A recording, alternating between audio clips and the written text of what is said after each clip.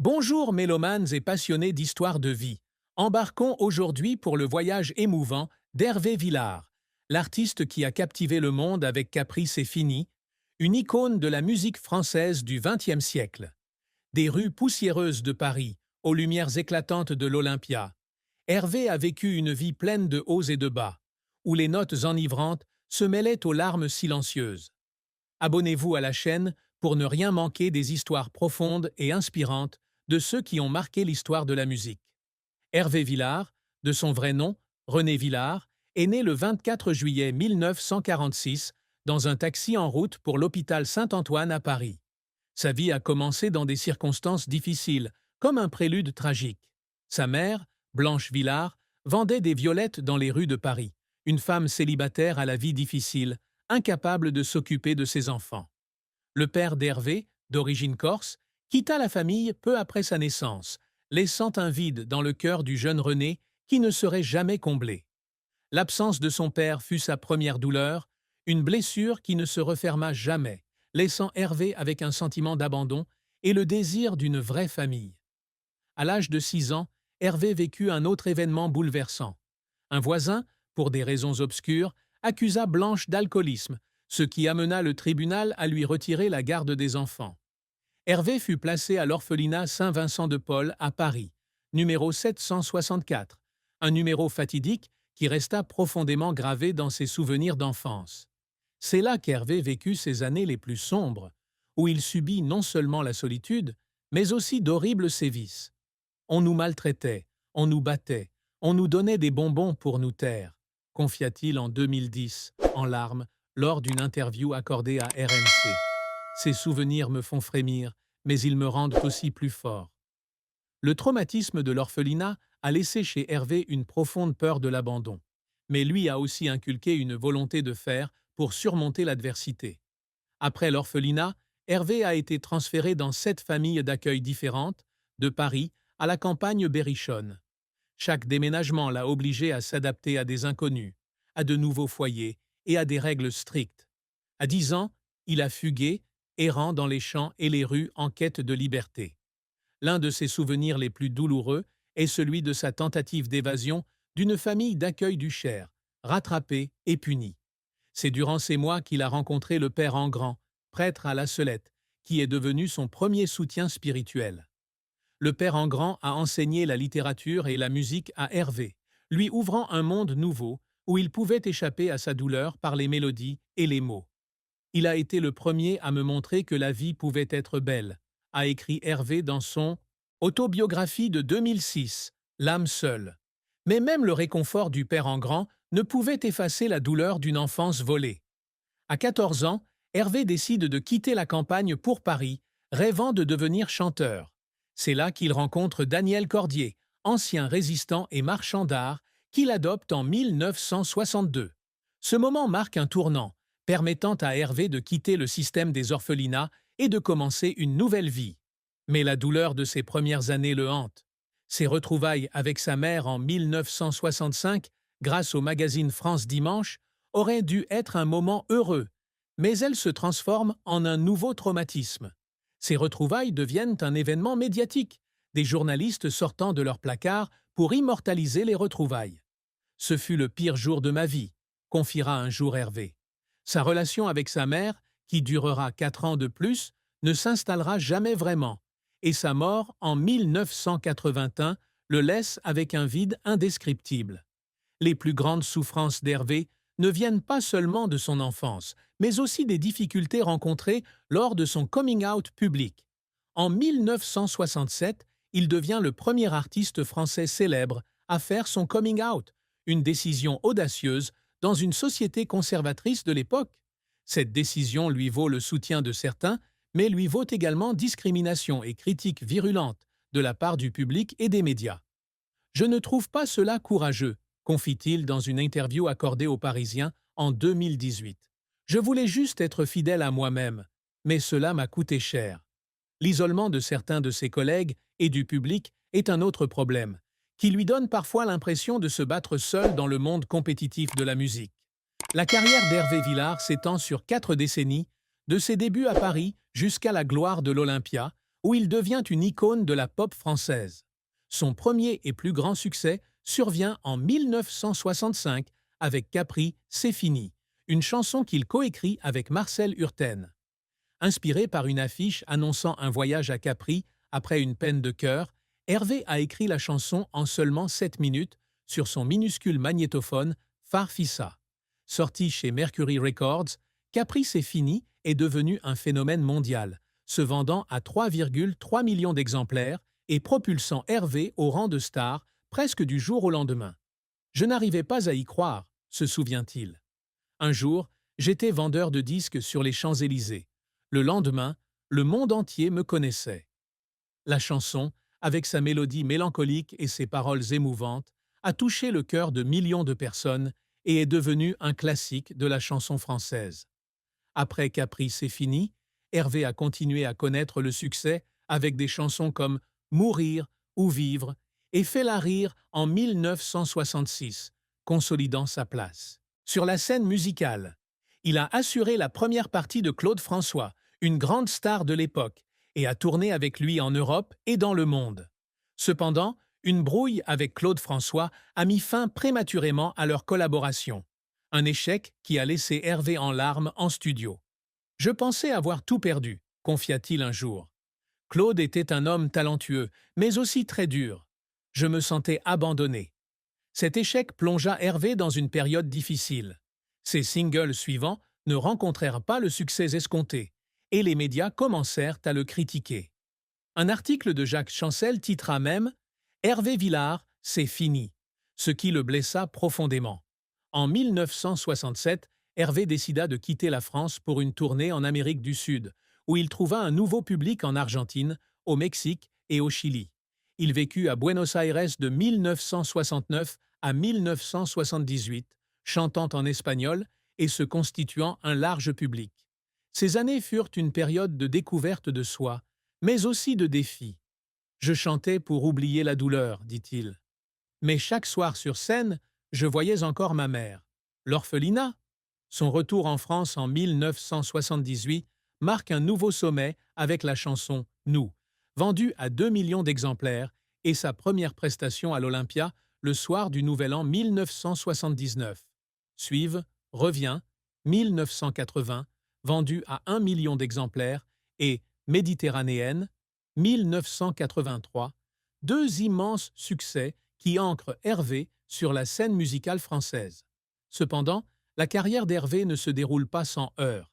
Dans les années 1980, il peine à s'adapter à la musique moderne, ses chansons étant jugées dépassées par la nouvelle vague pop.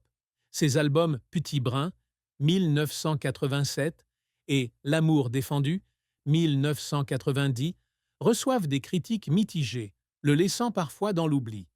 Il y avait des soirs où je restais debout en studio à chanter jusqu'à en perdre la voix, pour finalement réaliser que le public ne se souvenait plus de moi, confie-t-il.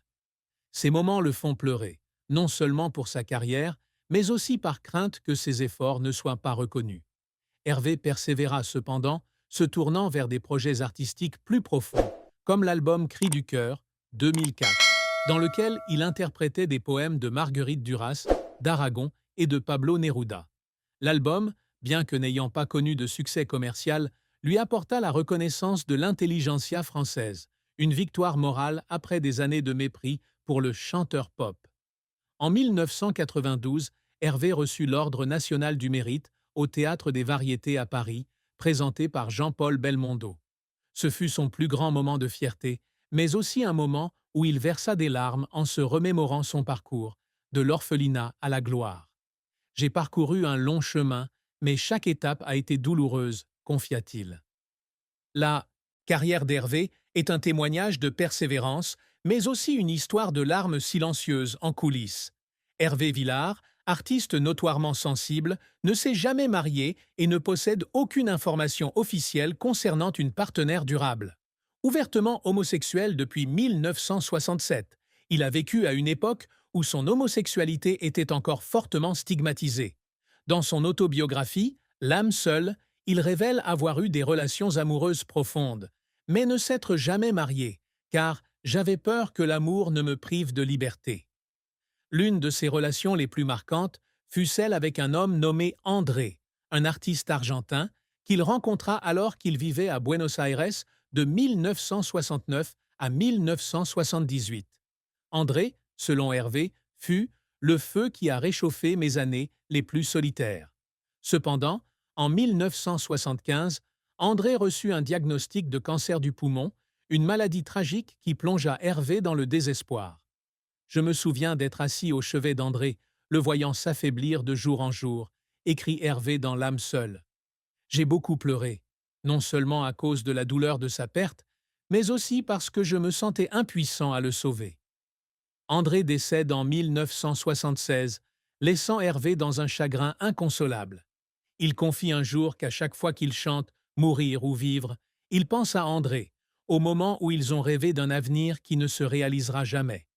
La maladie d'André n'est pas seulement une perte personnelle, mais aussi un rappel brutal de la fragilité de la vie, incitant Hervé à chérir d'autant plus les moments qu'il a pu chanter, vivre. Hervé Villard, ne s'étant jamais marié, l'histoire de sa vie amoureuse se concentre sur des romances passagères et les recoins sombres de sa vie privée. Ouvertement homosexuel, Hervé a rencontré de nombreuses difficultés pour trouver et conserver l'amour. Il confie dans une interview accordée aux Parisiens en 2018. « L'amour a toujours été un combat pour moi. J'aime intensément, mais j'ai aussi peur d'être blessé. » Sa relation avec André en Argentine a été l'un des chapitres les plus profonds, mais aussi les plus douloureux de sa vie. André, selon Hervé, lui aurait dit un jour « Tu chantes comme si le monde entier t'écoutait, mais quand tu es avec moi, je veux que tu chantes, seulement pour moi. » Ces mots, bien que doux, ont aussi poussé Hervé à se sentir obligé de concilier sa carrière et sa vie amoureuse. Après la mort d'André, Hervé s'est largement fermé aux relations sérieuses. Il a confié un jour avoir peur de subir une nouvelle perte et que sa célébrité l'empêchait de trouver quelqu'un qu'il aime vraiment pour ce qu'il était, et non pour être sous les feux de la rampe. « Il y a des gens qui viennent me voir à cause de caprices, c'est fini. Mais ils ne comprennent pas que je ne suis qu'un garçon qui s'est enfui d'un orphelinat, dit-il. » Le côté sombre de la vie amoureuse d'Hervé est la solitude, la peur du rejet et le sentiment de n'avoir jamais vraiment appartenu à personne. Pourtant, il reste ouvert, parlant souvent de l'amour avec optimisme dans des chansons comme « Nous » et « Reviens », où il aspire à une relation durable. Hervé Villard, fort d'une carrière de plus de 4 décennies et de plus de 40 millions de disques vendus dans le monde, a amassé une fortune considérable, certes inférieure à celle d'une superstar internationale. Sa fortune nette est estimée à environ 5 millions d'euros en 2025, incluant les revenus des albums, des concerts et des investissements immobiliers. L'un de ses biens les plus précieux est sa maison parisienne, où il vit depuis les années 1980. Cependant, en 2018, il a été contraint de la vendre en raison de difficultés financières, une décision qui lui a laissé le cœur brisé. « Cette maison était tout pour moi », a-t-il confié à France Dimanche. « La vendre, ce serait comme vendre un morceau de mon âme. » Outre ses biens immobiliers, Hervé possède une collection de tableaux et de livres rares, dont certains ont été hérités de son père adoptif Daniel Cordier, ancien marchand d'art. Il a également investi dans un monastère à La Celette, où il a vécu avec le père en grand, et l'a transformé en lieu de retraite privée. Malgré ses difficultés financières, notamment après avoir annoncé sa retraite de la scène en 2018, Hervé maintient un train de vie modeste, consacrant une partie de ses revenus à des œuvres caritatives, notamment au soutien aux orphelins. « Je n'ai pas besoin de beaucoup d'argent », a-t-il déclaré un jour. « J'ai juste besoin de quoi vivre et aider ceux qui en ont plus besoin que moi. » Hervé Villard n'avait plus de famille biologique proche après la mort de sa mère en 1981, mais il considérait son père adoptif, Daniel Cordier, et ses amis proches, comme Dalida et Marguerite Duras, comme sa vraie famille. Daniel Cordier, décédé en 2020, a écrit dans ses mémoires « René était un garçon qui portait en lui tant de souffrances. Il chantait pour cacher ses cicatrices, mais je savais qu'il n'avait jamais vraiment surmonté son enfance. » Cordier, qui avait adopté Hervé à l'adolescence, était fier de sa résilience, mais craignait aussi qu'Hervé ne gardât trop de tristesse en lui. Il ne parlait jamais des nuits où il pleurait seul, a déclaré Cordier. Dalida, amie proche et mentor d'Hervé, a dit un jour de lui « Hervé est une âme fragile, mais il a un cœur plus grand que l'océan ». Elle a compris que la douleur de l'orphelinat et la discrimination liée à son orientation sexuelle avaient rendu Hervé renfermé, mais elle l'a toujours encouragé à partager ses sentiments à travers la musique.